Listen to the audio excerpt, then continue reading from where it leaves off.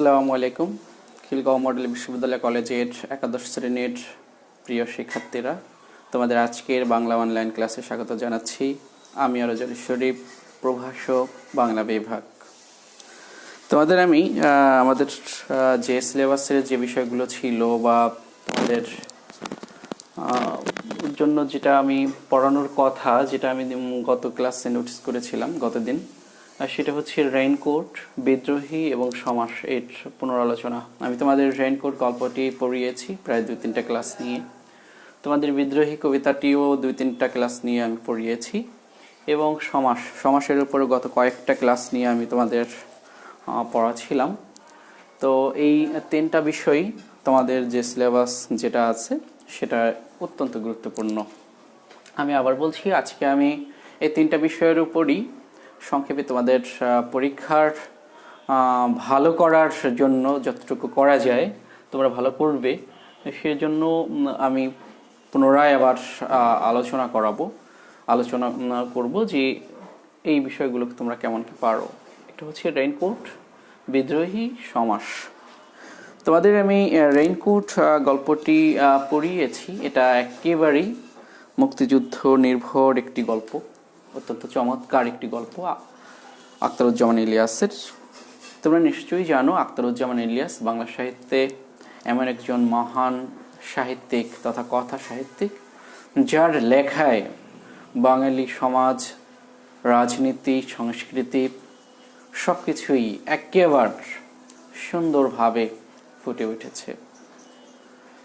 পুরান ঢাকার ভাষা, বিশেষভাবে শহরিক যে পরিবেশ পরিস্থিতি, রাজনৈতিক আবহ, সব বিষয়গুলোই আখতারুজ্জামান ইলিয়াস অত্যন্ত নিখুঁতভাবে তার সাহিত্যকর্মে তুলে ধরেন। তো আখতারুজ্জামান ইলিয়াসের এই আমি যেটা পড়াচ্ছি রেইনকোট, এই রেইনকোট গল্পটি অত্যন্ত গুরুত্বপূর্ণ, কেননা এটির তাৎপর্য, এটার গুরুত্ব বেশি। কেন বেশি? কারণ হচ্ছে এটা আমাদের মুক্তিযুদ্ধ নির্ভর একটি গল্প। যেহেতু মুক্তিযুদ্ধ নির্ভর একটি গল্প, এই জন্য এটা আমাদের জাতীয় চেতনার ক্ষেত্রে, আমাদের মুক্তিযুদ্ধের ক্ষেত্রে এটা যে কতটা প্রভাব বিস্তারী একটা পরিবেশ ছিল মুক্তিযুদ্ধের সময়ে, সেই পরিবেশ পরিস্থিতিটাকে এই রেইনকোট গল্পে তুলে ধরেছেন আখতারুজ্জামান ইলিয়াস। এখন আজকে ক্লাসটা এই জন্য বেশি গুরুত্বপূর্ণ কারণ এই 3টা বিষয়ের উপর আমি আলোচনা করব। এই 3টা বিষয় যদি আজকের ক্লাসটিকে মনোযোগ দিয়ে করে, আমি আশা করি তোমাদের 20 তারিখে যে পরীক্ষা হবে সে পরীক্ষা তোমরা খুব ভালো করতে পারবে। দেখো, রেইনকোট গল্প। রেইনকোট বললে আমরা কি বুঝি?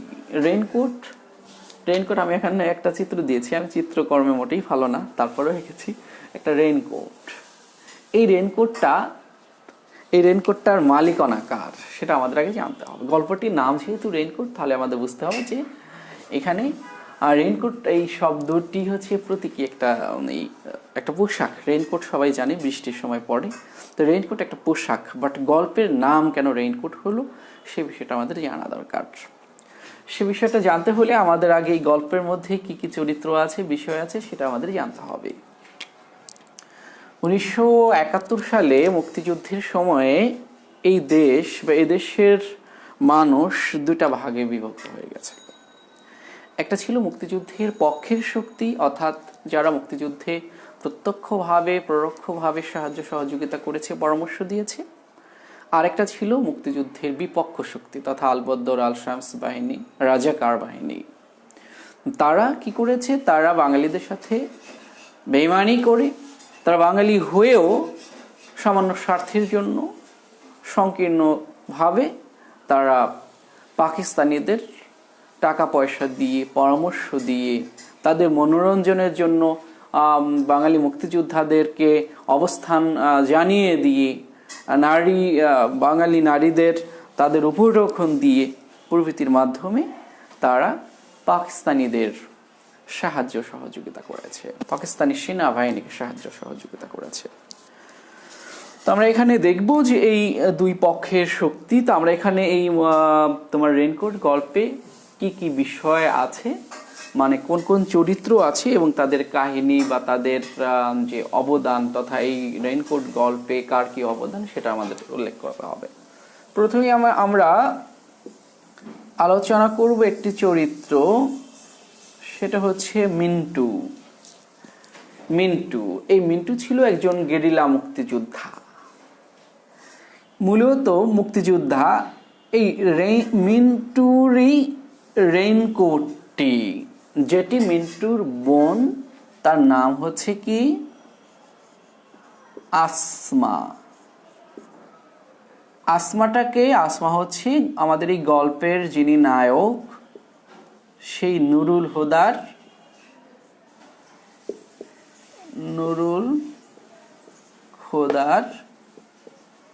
স্ত্রী। নুরুল হুদার স্ত্রী। আর নুরুল হুদা কি? নুরুল হুদা আমরা এখানে বলবো যে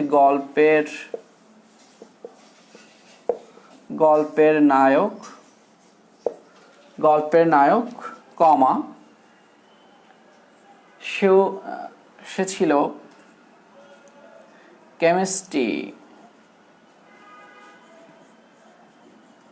কেমিস্ট্রি তথা রসায়নের প্রভাষক।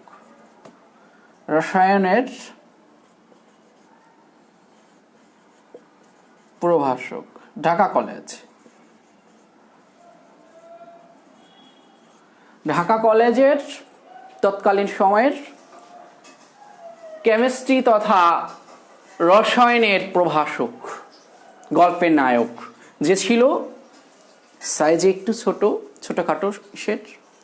সাইজের কথা কেন বলছি?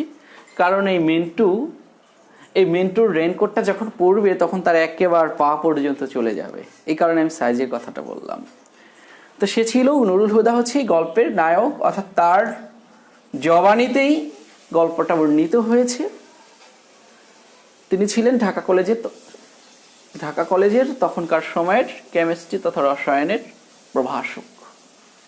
এরপরে আমরা দেখব আব্দুর সাত্তার মৃধা। তিনি ছিলেন ভূগোলের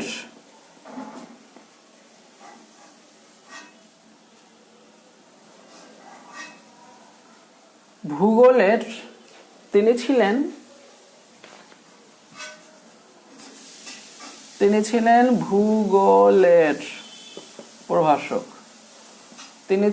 ভূগোলের প্রভাষক। আব্দুস সাত্তার মৃধা, এই নুরুল হুদা এবং আব্দুস সাত্তার মৃধা দুজনেই কিন্তু মুক্তিযুদ্ধের সপক্ষের শক্তি। নুরুল হুদার স্ত্রী আসমা, এখানে তার কোনো চরিত্রের তেমন নেই, সাধারণ চরিত্র। আসমার ভাই হচ্ছে মিন্টু। এই মিন্টুটা কে তাহলে? নুরুল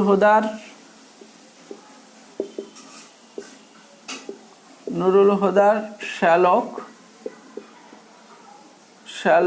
আসমার ভাই। আরেকটা পরিচয় হচ্ছে যে মিন্টু সে গেরিলা মুক্তিযোদ্ধা। গেরিলা কেন শব্দটা ইউজ করছি? কারণ সরাসরি না করে তারা পাকিস্তানিদেরকে যেখানে পাচ্ছে গেরিলা কায়দায় আক্রমণ করছে, তা গেরিলা মুক্তিযোদ্ধা মিন্টু। এগুলো তোমাদের মুক্তিযুদ্ধের সপক্ষে শক্তি। এরপরে আরো কয়েকটা চরিত্র আছে, যেমন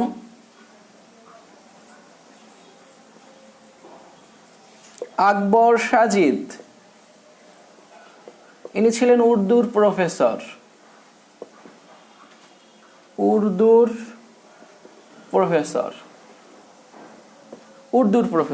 ইনি ছিলেন উর্দুর প্রফেসর। এরপরে ছিলেন ডক্টর আফাজ, এগুলো নামগুলো অবশ্যই তোমরা মনে রাখবে। ডক্টর আফাজ উদ্দিন, ইনি ছিলেন প্রিন্সিপাল বা অধ্যক্ষ। তৎকালীন সময়ে ঢাকা কলেজের প্রিন্সিপাল তথা অধ্যক্ষ ছিলেন ডক্টর আফাজ উদ্দিন আহমেদ। তিনি ছিলেন পাকিস্তানিদের দোসর। পাকিস্তানি সেনাবাহিনীকে তিনি প্রত্যক্ষ পরোক্ষভাবে সাহায্য সহযোগিতা করেছেন, অর্থাৎ আল বদর আল শামস বাহিনীর যে কার্যকলাপ ছিল, রাজাকার বাহিনীর যে কার্যকলাপ ছিল, সেই খানি মূল ভূমিকা পালন করেছিল ডক্টর আফাজউদ্দিন আহমেদ, তৎকালীন ঢাকা কলেজের প্রফেসর। এরপরে আরেকটা চরিত্র ছিল, তার নাম ছিল কি, তার নাম ছিল ইসহাক মিয়া।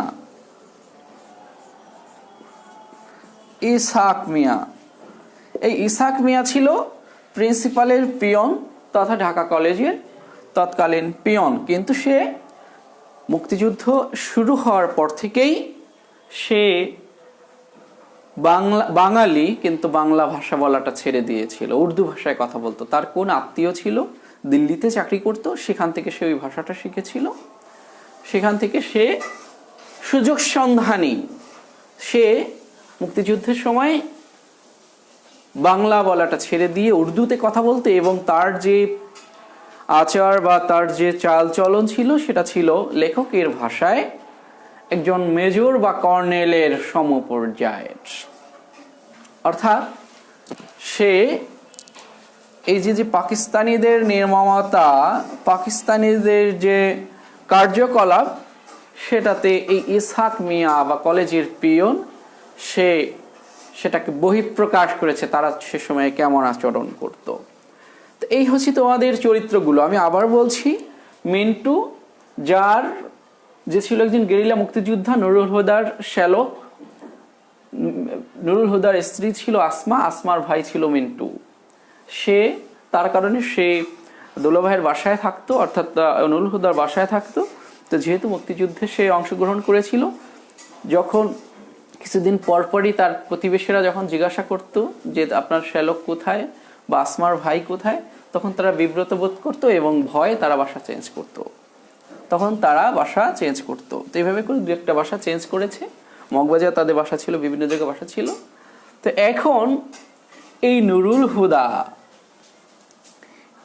হুদা এখন বাসা নিয়েছে, এটা তোমাদের এখন জানতে হবে।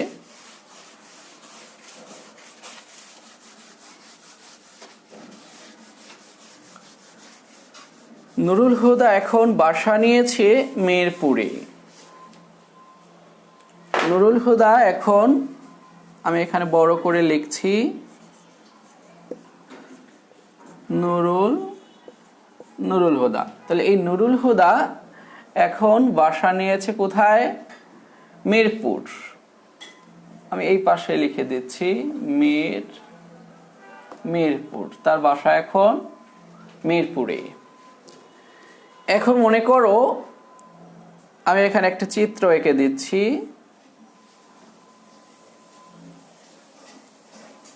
এই যে হচ্ছে ঢাকা কলেজ, এই যে ঢাকা কলেজের গেট। এখানে গিয়ে তোমরা জানো যে বাগানের মতো আছে, এখানে বিল্ডিং আছে, এখানে বিল্ডিং আছে, এখানে বিল্ডিং আছে, এখানে প্রিন্সিপালের বাসভবন আছে, এখানে জিমনেশিয়াম আছে। হ্যাঁ, তো এখানে এই গেটের এখানে ট্রান্সফরমার আছে, বিদ্যুতের লাইন ট্রান্সফরমার। ঘটনাটা আমি বলছি, সেটা আগে বোঝো। মুক্তিযুদ্ধের সময়ে ঢাকা কলেজের প্রিন্সিপাল যেহেতু পাকিস্তান ঘেঁষা ছিলেন, পাকিস্তানের পক্ষ অবলম্বন করেছিলেন, এই কারণে এই ঢাকা কলেজের প্রিন্সিপাল নাম কি ছিল আমি একটু আগে বলেছিলাম, ডক্টর আফাজউদ্দিন।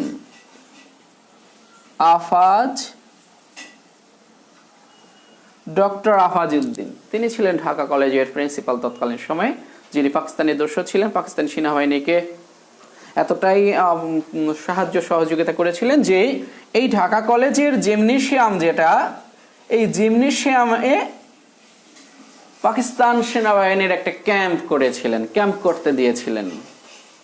জিমনেশিয়ামে পাকিস্তান সেনাবাহিনীর একটা ক্যাম্প করতে দিয়েছিলেন। তাহলে স্বভাবতই পাকিস্তানি সেনাদেরকে মারতে চাইবে কারা? মুক্তিযোদ্ধারা, আমাদের দেশীয় বাঙালি সেনারা, বীর সেনারা, তারা মারতে চাইবে। তো এই নুরুল হুদার শ্যালক, নাম কি তার? মিন্টু। তিনিও গেরিলা মুক্তিযোদ্ধা। ধারণা করা হয় এই নুরুল হুদার শ্যালক সহ কয়েকজন, তারা এই ঢাকা কলেজের গেট, এখানে ছিল ট্রান্সফরমার, এই ট্রান্সফরমার, ঠিক আছে, তো যেদিন ঘটনা ঘটে তার আগের দিন নুরুল হুদা কেমিস্ট্রির লেকচারার, তার কাছে তার দায়িত্ব ছিল যে কিছু আলমারি ছিল ঢাকা কলেজে আসবে, কিছু কুলি সেজে কিছু লোক আসছিল, তারা ছিল মূলত মুক্তিযোদ্ধা। তারা এসে এই পাকিস্তানিদের অবস্থান, প্রিন্সিপালের বাসভবনের অবস্থান, এগুলো তারা কি করেছিল, তারা তারা দেখে গেছিল।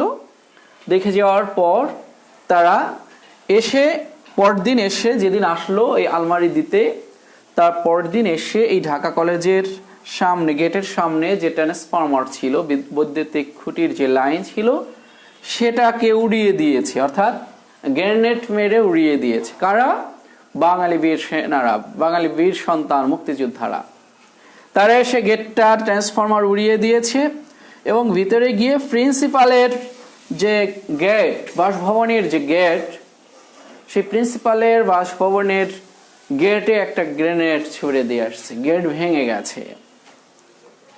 এই হচ্ছে ঘটনা। তো এখন এর পাশেই যেহেতু সেনাবাহিনীর ক্যাম্প বা ঢাকা কলেজের জিমনেশিয়ামে সেনাবাহিনীর ক্যাম্প করেছিল, তাদের তো ভিত নড়ে গেছে যে কি হলো, এত বড় সাহস কাদের যে পাকিস্তান সেনাবাহিনীকে হামলা করেছে। এটা করে কি করেছে, এই ঢাকা কলেজের যাবতীয় স্টাফ, প্রিন্সিপাল বলো, ভাইস প্রিন্সিপাল বলো, বিভিন্ন শিক্ষক কর্মচারী সবাইকে ডেকেছে। তো এখন এই খবরটা দেবে কে? ডক্টর আফাজউদ্দিনের পিয়ন, নাম হচ্ছে কি ইসহাক মিয়া। ইসহাক মিয়া সে গিয়েছে মিরপুরে। থাকে কে? নুরুল হুদা। নুরুল হুদার বাড়ি, আমি এখানে বাড়ি লিখে দেই, নুরুল হুদার লিখছি না, বাড়ি বা বাসা, বাসাই বলো, বাড়ি না বলে বাসা বললে ভালো হবে, কারণ তার নিজের বাড়ি তো আর ছিল না, বাসা ভাড়া বাসায় থাকতো। বাসা ছিল কোথায় নুরুল হুদার? মিরপুরে। তো এই ইসহাক মিয়া মিরপুরে গিয়েছে, মিরপুরে গিয়েছে কাকে? নুরুল হুদাকে তলব করতে, যে প্রিন্সিপাল তাকে তলব করেছে। সে গিয়ে সালাম দিয়েছে, সালাম দিয়ে বলেছে যে সালাম নেয়া, প্রিন্সিপাল আপনার ডাকছে, উর্দুতে বলছেন, প্রিন্সিপাল আপনাকে ডাকছে। তা বাসা কিছুদিন কলেজ বন্ধ, যুদ্ধ শুরু হয়ে গেছে। তো এই সময়ে নুরুল হুদা বাসায় বসে রেস্ট নিচ্ছে।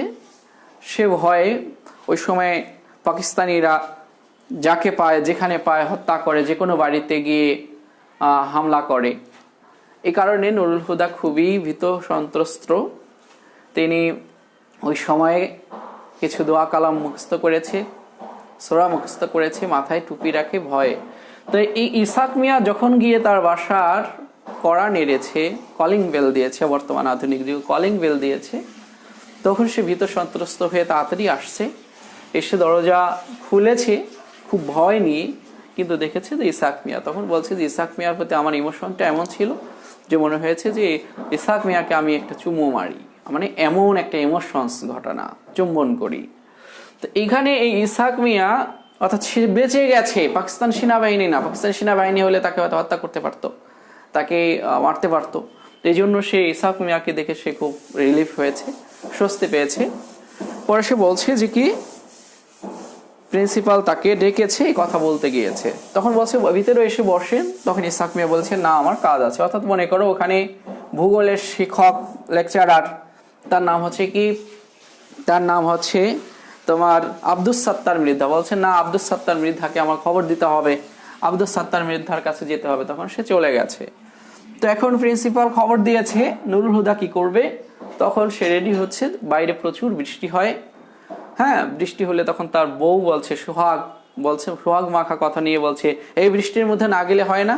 তখন সে মনে মনে বলছে যে প্রিন্সিপাল যে আমাকে বকা দিবে সেটা তো আমার বউ শুনবে না, অথবা আমাকে যেতে হবে। তখন যাচ্ছে, তখন তার ওই নুরুল হুদার স্ত্রী, নাম ছিল তার কি আসমা, সে বলছে তুমি ছাতা নিয়ে যাও। ছাতা নিয়ে গেছে। তখন বলছে না, বাইরে অনেক বৃষ্টি, ছাতা শুধু হবে না, তুমি আমার ভাই, নাম কি তার নাম হচ্ছে মিন্টু, মিন্টুর বরঞ্চ রেইনকোটটা নিয়ে যাও। তখন রেইনকোটটা সে ইতস্ত করছে, কিন্তু তারপরও রেইনকোট পরেছে, দেখে যে একেবারে বেশি হয়ে গেছে। তখন তার মেয়ে প্রথমে বলছে, মেয়ের বয়স ছিল 2.5 বছর, সে বলছে যে দেখো দেখো মামা, আব্বু মামা সেজেছে। তখন বলেছে দেখো দেখো আব্বু মিন্টু মামা সেজেছে। তখন সে ভয় পেয়ে যায়, হ্যাঁ হ্যাঁ আমি কি মুক্তিযুদ্ধ, আমাকে কি মুক্তিযোদ্ধার মতো দেখতে লাগছে, তাই তো পাকিস্তানিরা আমাকে মেরে ফেলবে। তখন কিছু সময় পর তার ছেলে 5 বছর বয়স, সে বলছে হ্যাঁ আব্বুকে মিন্টু মামার মতো দেখতে মনে হচ্ছে। তখন সে ভীত সন্ত্রস্ত হয়েছে যে হায় হায় মিন্টু ঢুকে পড়লো কিনা। তো যাই হোক, এরপরে সে বাইরে রেনকোটটা পরে একবার টাকনু পর্যন্ত চলে গেছে। সে রেনকোটটা পরে বের হয়েছে। বের হলে এরপরে সে বাইরে গিয়ে উত্তর দিক দিয়ে বাস আসে ঢাকা কলেজের দিকে। উত্তর দিকের দিকে তাকিয়েছে, পরে এখানে বাসে উঠেছে। মিরপুর থেকে সে বাসে উঠেছে, কিছু সময় ওয়েট করে বাসে উঠেছে। সামনে এসে আসাদ গেটের এখান থেকে কয়েকজন যাত্রী উঠেছে। আসাদ গেট থেকে কিছু যাত্রী উঠেছে, কিছু নেমেছে। সে রেইনকোট পরার পর তার মনে হচ্ছে যে সে হয়তো কোনো সিক্রেট এজেন্সি বা সেনাবাহিনীর কোনো লোক, কোনো ডিফেন্সের লোক। সে খুব পাচ্ছে, নিজে সৎসাহস পাচ্ছে।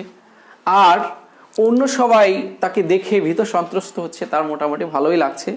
তো এখানে গিয়ে আসাদ গেটের আগে, অর্থাৎ সে যেখানে বাসের জন্য অপেক্ষা করছিল, এখানে একটা চায়ের দোকান ছিল। ওই ছেলেটা খুব বাচাল টাইপের, সে শুধু বলে যে মিরপুর কোথায় মুক্তিযোদ্ধারা নৌকা করে এসে গেরিলা হামলা করে, পাকিস্তানিদের কয়টা গ্রেনেড মারে, পাকিস্তানি সেনাদেরকে হত্যা করে, সেই বর্ণনাটাকে দেয়। এখানে যে চা বিক্রি করে যে ছেলেটা, সেই তার একটা চায়ের দোকান আছে, সে বলে। তো যাই হোক, সে বাসে উঠেছে। বাসে তার বৃষ্টির পানি বাসের মধ্যে যাচ্ছে। অন্য দিন হলে সবাই বলে যে এই পানি পড়ছে, এটা সেটা বকা দেয়, কিন্তু আজকে তাকে দেখে সবাই ভয় পাচ্ছে, কেউ বকা দিচ্ছে না, তার ভালোই লাগছে।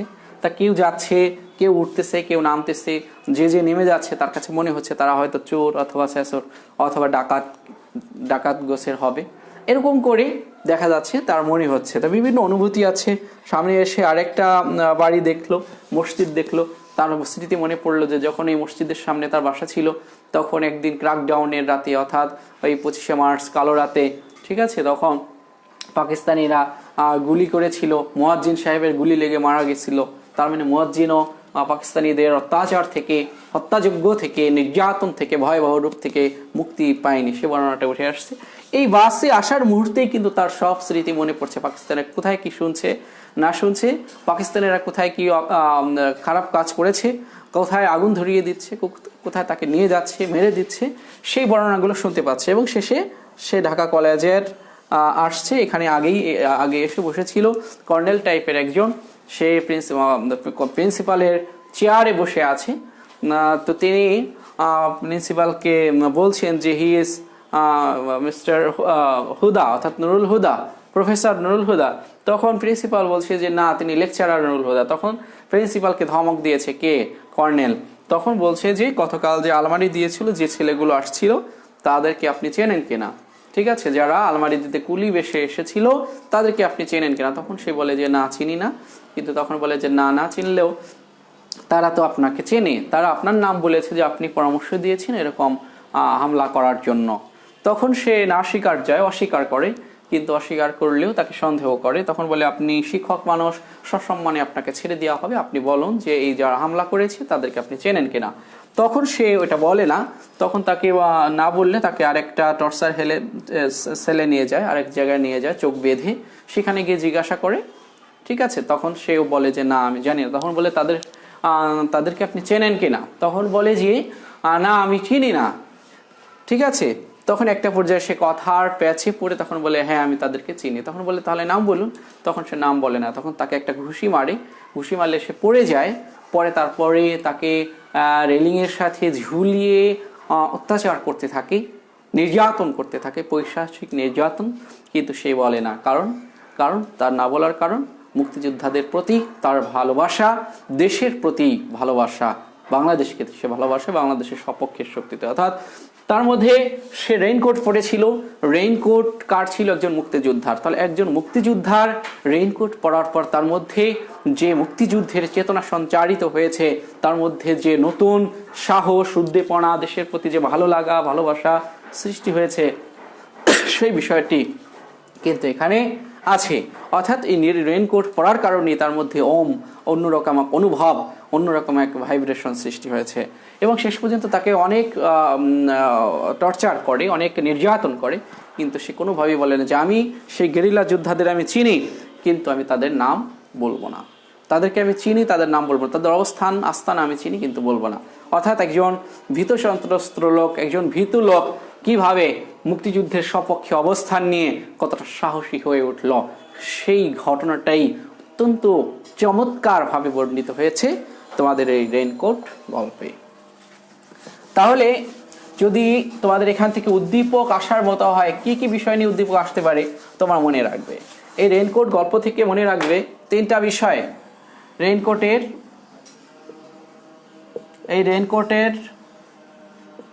রেইনকোটের বিষয় থাকবে কয়টা? 3টা বিষয় থাকবে। কি কি বিষয়? একটা থাকবে যে মুক্তিযোদ্ধারা তথা মুক্তিযুদ্ধের সপক্ষের শক্তি, মুক্তিযুদ্ধের সপক্ষের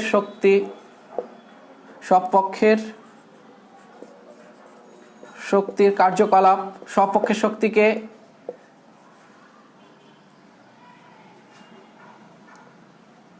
কার্যকলাপ, মুক্তিযুদ্ধের সপক্ষের শক্তির কার্যকলাপ। এখানে ছিল কি নুরুল হুদা, তারপর তোমার মিন্টু, আব্দুল সত্তার মৃধা, তারা। আরেকটা ছিল মুক্তিযুদ্ধের বিপক্ষের শক্তি তথা পাকিস্তানিদের বিপক্ষের শক্তি তথা পাকিস্তানিদের দোসরদের কার্যকলাপ, পাকিস্তানিদের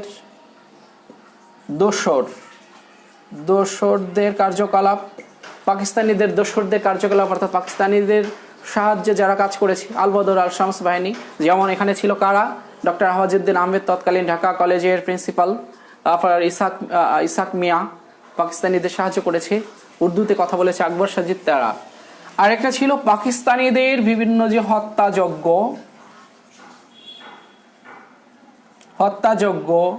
নির্যাতন,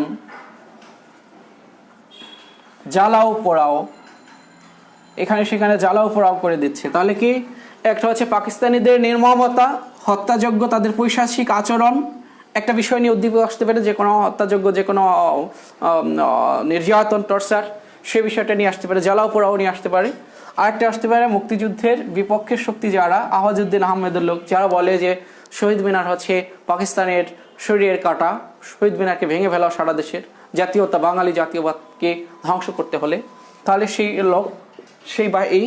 আরেকটা হচ্ছে মুক্তিযুদ্ধের সপক্ষে যারা শক্তি, তারা। এখান থেকে উদ্দীপক আসলে এই 3টা বিষয়ের বাইরে কোনো বিষয় নিয়ে উদ্দীপক আসার কোনো সম্ভাবনা নেই। এটা মনে রাখবে যে রেইনকোট গল্প থেকে এই 3টা বিষয়ের বাইরে কোনো সৃজনশীল উদ্দীপক আসার সম্ভাবনা নেই। আমরা এখন আলোচনা করব আমাদের রেইনকোট। তাহলে আমার মনে হয় যে রেইনকোটের উপরে কারো কোনো সমস্যা নেই, রেইনকোট নিয়ে তোমাদের কোনো সমস্যা হবে না।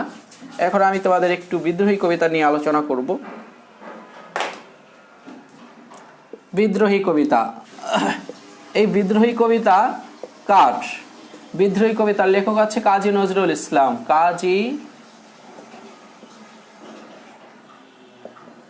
কাজী নজরুল ইসলাম বিদ্রোহী কবিতাটা তোমরা নিশ্চয়ই জানো। কাজী নজরুল ইসলামকে বলা হয় বিদ্রোহী কবি, তাকে বলা হয় সাম্যের কবি, তাকে বলা হয় মানবতাবাদী কবি, তাকে বলা হয় প্রেমের কবি। তাহলে কাজী নজরুল ইসলাম এর একটা বিখ্যাত কবিতা হচ্ছে বিদ্রোহী কবি। যে কবিতার নামকরণের উপরে বা যে কবিতার উপরেই তার যে পরিচিতি, তাকে যে বিদ্রোহী কবি বলা হয়, সে এই কবিতার কারণেই, এই অগ্নিবীণা কাব্যের প্রকাশের পরেই তাকে বিদ্রোহী কবিতা। এখন তার বিদ্রোহটা কিসের উপরে, তাকে বিদ্রোহী কেন বলা হয়, তার বিদ্রোহটা আমাদের জানতে হবে। যে নজরুল ইসলামের বিদ্রোহ, নজরুল ইসলামের বিদ্রোহ ছিল আসলে এই সমাজটাকে যারা শোষণ করছে, সমাজের যারা শাসক ছিল, যেমন ইংরেজরা তৎকালীন সময়ে, নজরুল ইসলাম যে সময়ে ছিলেন জীবিত, সেই 1920, 21, 22, 25 সালের দিকে, তখন ইংরেজরা এদের শাসন করত। তাহলে ইংরেজদের কাহিনী বা ইংরেজদের দোসর যারা ছিল, সে ইংরেজ। আবার ছিল যারা সমাজের কিছু ধনী লোক, সমাজের কিছু লোক, নেতৃস্থানীয় লোক যারা সমাজটাকে ধ্বংস করে ফেলছে, সমাজটাকে নষ্ট করে ফেলছে, সমাজটাকে জোকের মতো করে সমাজটাকে শোষণ করছে, সমাজের মানুষদেরকে অত্যাচার করছে, নির্যাতন করছে, তাহলে এখানে আমি বলবো সামাজিক শোষক। সামাজিক শোষক অর্থাৎ সমাজটাকে যারা শোষণ করছে, নির্যাতন করছে, সেখানে হতে পারে মসজিদের ইমাম, হতে পারে মন্দিরের কোনো পুরোহিত, হতে পারে যে কোনো টাইপের লোক, যে কোনো জজ ব্যারিস্টার, যে কেউ হতে পারে। তো এই জন্য নজরুল ইসলামের এই বিদ্রোহটা কার বিরুদ্ধে? এই বিদ্রোহটা হচ্ছে, তাকে যে বিদ্রোহী বলা হয়, তার যে কবিতার নাম বিদ্রোহী, তাহলে এই বিদ্রোহটা হচ্ছে তার ইংরেজ শোষক, সামাজিকভাবে সমাজে যারা সাধারণ মানুষকে, অন্তজ মানুষকে, গরিব দুঃখী মানুষকে শোষণ করে, সেই সকল শোষকের বিরুদ্ধে তিনি বিদ্রোহ করেছেন। এই কারণে এই শোষককারীদের যে আইন, শোষণকারীদের যে সমাজ ব্যবস্থা, সেইটাকে তিনি কি করেন? সেটাকে তিনি মানেননি। সেটাকে তিনি মানেননি, এই জন্য তাকে বলা হয়েছে বিদ্রোহী কবি।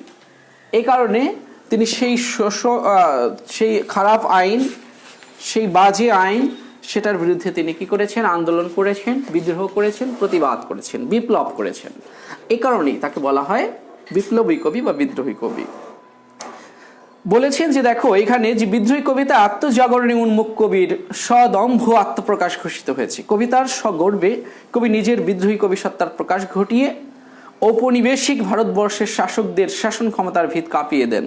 এই কবিতায় সংযুক্ত রয়েছে ঔপনিবেশিক শাসনের বিরুদ্ধে কবির ক্ষোভ ও বিদ্রোহ, অর্থাৎ ব্রিটিশরা যে এদেশে শাসন করছিল, উপনিবেশ গেটেছিল, তা সেই তাদের বিরুদ্ধে ক্ষোভ ও বিদ্রোহ।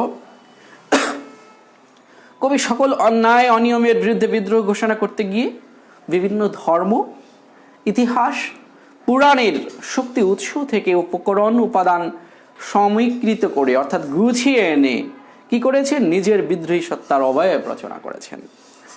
কবিতার শেষে ধ্বনিত হয় অত্যাচারের অবসান কাম্য, অর্থাৎ অত্যাচারী যে অত্যাচার করছে সেটার অবসান তিনি কামনা করেছেন।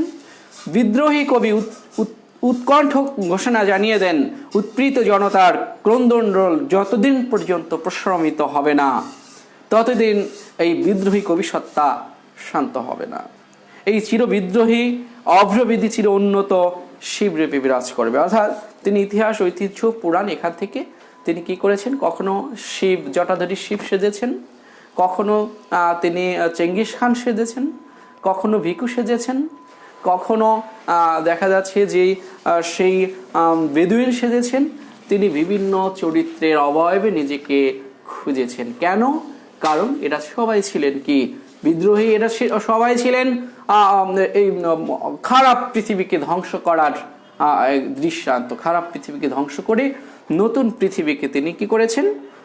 নির্মাণ করতে চেয়েছেন। এই কারণে কখনো ভীম, কখনো বলরাম, কখনো পরশুরাম, কখনো তিনি দেখা যাচ্ছে যে দুর্বাসা, ঠিক আছে, দুর্বাসা একজন ঋষি, ড্রাগন্বিত ঋষি, কখনো বৈশ্বামিত্রিক, কখনো তিনি দেখা যাচ্ছে যে শিব, দেবতা শিব, যিনি পৃথিবীর ধ্বংস সাধন করবেন বলে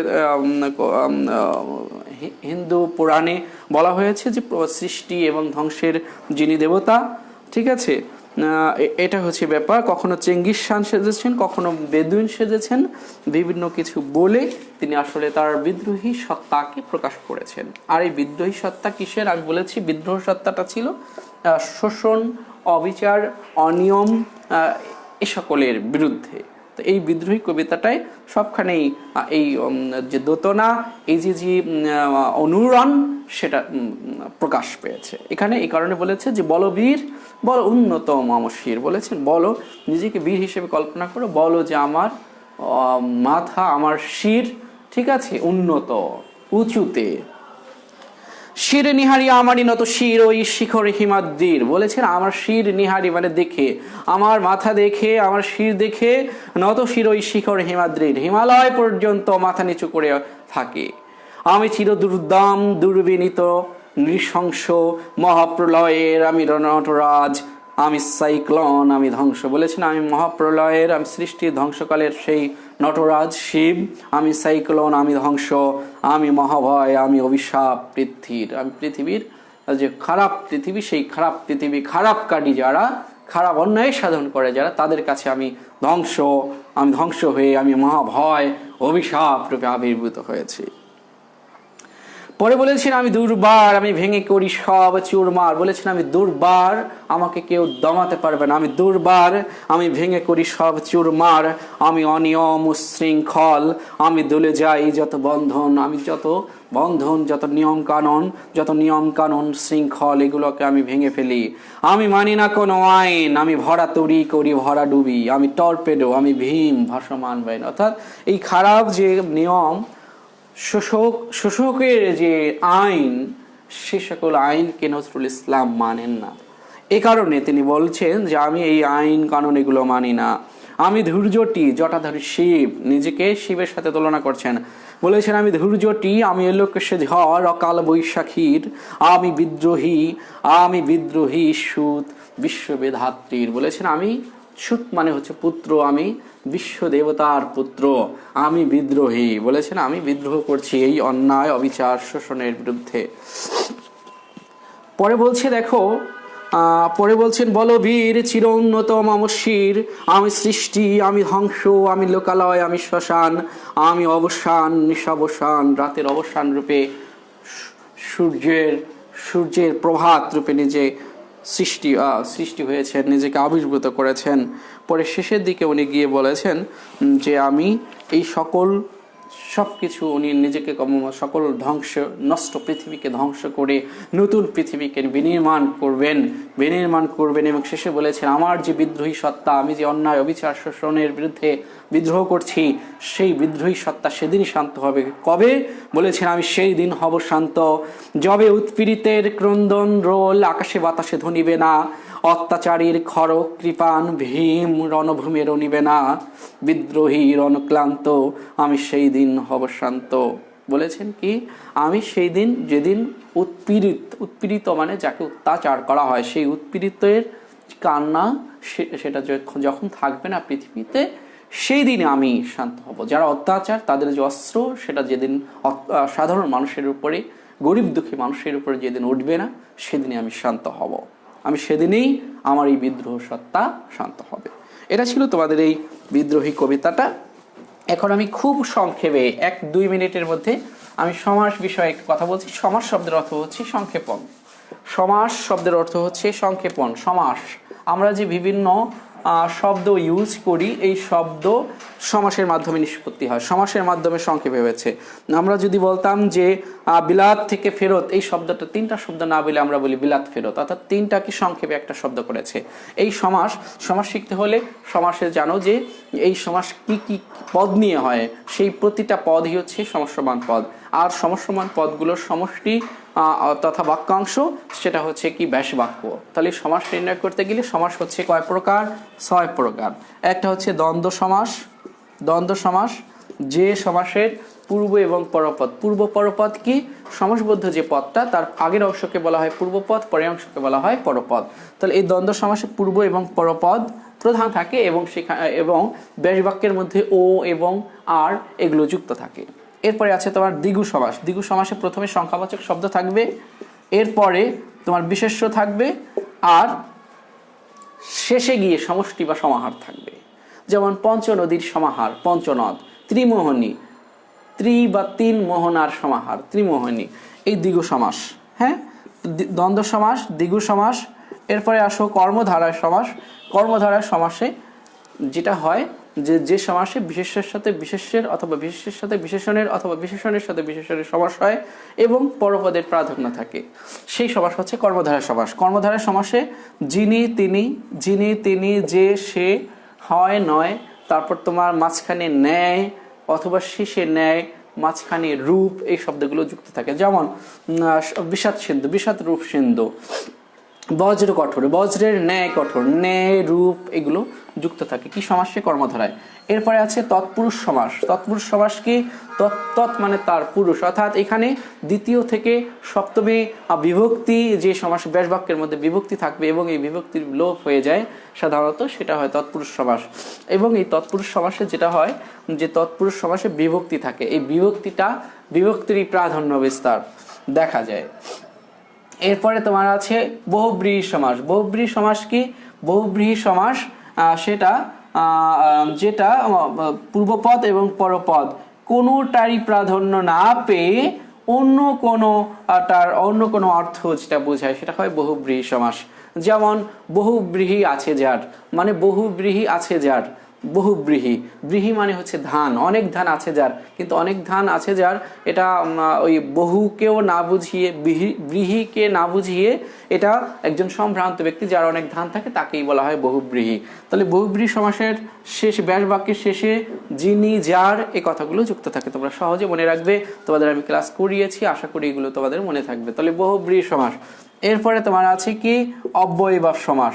পূর্বপদে অব্যয় যুক্ত থেকে অব্যয়ীভাব সমাস। তাহলে পূর্বপদে অব্যয় যুক্ত থেকে যে সমাস হয় এবং এই অব্যয়েরই প্রাধান্য যেখানে থাকে সেই সমাসকে বলা হয় অব্যয়ীভাব সমাস। তাহলে দ্বন্দ্ব, দ্বিগু, কর্মধারায়, তৎপুরুষ, অব্যয়, বহুব্রীহি, 6টা সমাস। এই সমাসগুলো তোমরা বিভিন্ন বোর্ডের গুলো বেশি বেশি করে প্র্যাকটিস করবে। আমি যেভাবে ক্লাস নিয়েছি, 3-4টা ক্লাস নিয়েছি সমাসের উপরে, তোমরা যদি ক্লাসগুলো ভালো মতো করো আমি আশা করি সমাসে তোমাদের কোনো সমস্যা হবে না। বিভিন্ন বোর্ডে যে সমাসগুলো আসছে এগুলো বারবার প্র্যাকটিস করবো। আমি যে ক্লাসগুলো সমাসগুলো শিখিয়েছি সেখানে বারবার প্র্যাকটিস করলে কি হবে, তোমাদের এই সমাসের উপরে কোনো সমস্যা হবে না। তো যাই হোক, আজকের মতো এই বলে আমি আমার অনলাইন ক্লাস শেষ করছি। তোমরা সবাই ভালো থেকো, সুস্থ থেকো এবং ভালো করে পরীক্ষা দিও। তোমাদের সর্বাঙ্গীন সুস্থ এবং সুন্দর ফলাফল কামনা করে আজকের অনলাইন ক্লাস থেকে বিদায় নিচ্ছি। আল্লাহ হাফেজ।